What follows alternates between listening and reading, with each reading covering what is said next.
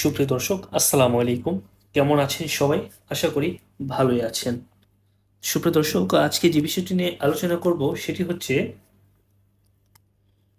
জাতীয় পরিচয়পত্রের এনআইডি অর্থাৎ এনআইডি কার্ড সংশোধন। অনেকে আমাকে কমেন্ট করেছেন, বলেছেন যে ভাইয়া এনআইডি কার্ডের নাম ভুল হয়েছে, বাবার নাম ভুল হয়েছে এবং আমার নাম ভুল হয়েছে এবং আমার ঠিকানা ভুল হয়েছে।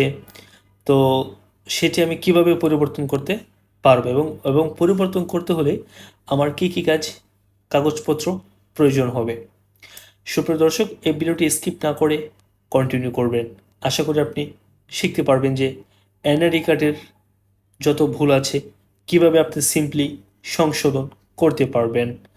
তো প্রথমে আসি যে প্রথমত এনআইডি কার্ডের নাম বলেন, তারপর হচ্ছে জন্মসাল বলেন, ইভেন হচ্ছে গিয়ে আপনার পিতার নাম, মাতার নাম, যেটাই ভুল হোক না কেন, প্রথমে আপনার যে কাগজগুলো আপনার সাবমিট করতে হবে।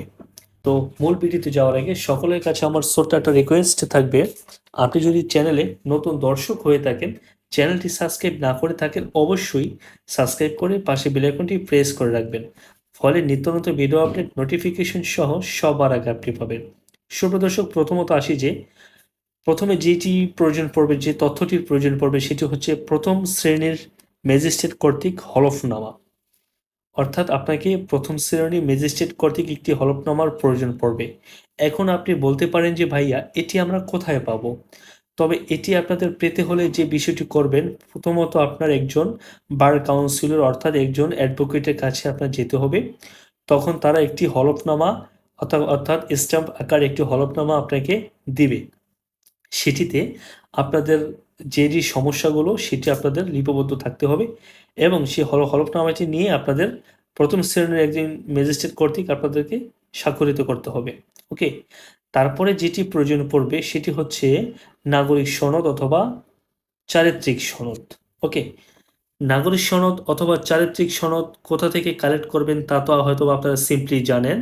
আপনার নিকটস্থ উপজেলা থেকে আপনার এটি করতে পারবেন।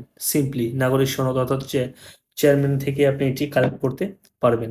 অর্থাৎ আপনার ইয়াতে গেলেই, ইউনিয়ন পরিষদে গেলেই কিন্তু আপনাকে দিয়ে দিবে নাগরিক সনদ এবং চারিত্রিক সনদ, দুটোই লাগবে।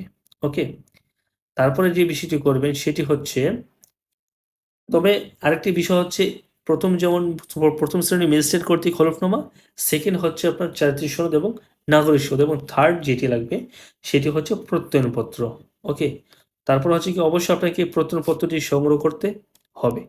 এখন এই প্রত্যয়নপত্রটি সংগ্রহ করতে হলে কি করতে হবে, সেটি সেটি সিম্পলি আপনি আপনার নিকটস্থ উপজেলাতে যাবেন, অথবা আপনি যদি জেলা পর্যায়ে থেকে থাকেন সেখানে যাবেন, গিয়ে ইউনিয়ন পরিষদে যাওয়ার পরে আপনাকে একটি প্রত্যয়নপত্র তারা দিয়ে দিবে এবং সে প্রত্যয়নপত্রে উল্লেখ থাকবে আপনার যে সমস্যা সেগুলো সেখানে উল্লেখ থাকবে এবং আপনার চেয়ারম্যান বরাবর স্বাক্ষরিত থাকতে হবে সেই প্রত্যয়নপত্রে।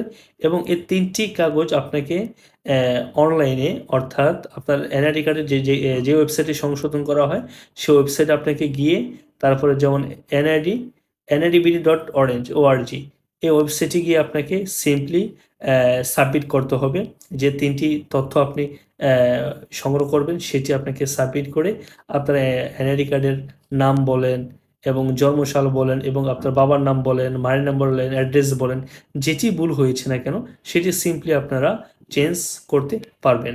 সুপ্রিয় দর্শক, ভিডিওটি যদি ভালো লেগে থাকে অবশ্যই চ্যানেলটিতে সাবস্ক্রাইব করে রাখবেন এবং পাশে বেল আইকনটি প্রেস করে রাখবেন। ফলে নিত্য নতুন ভিডিও আপডেট নোটিফিকেশন সহ সবার আগে আপনি পাবেন। ধন্যবাদ সবাইকে।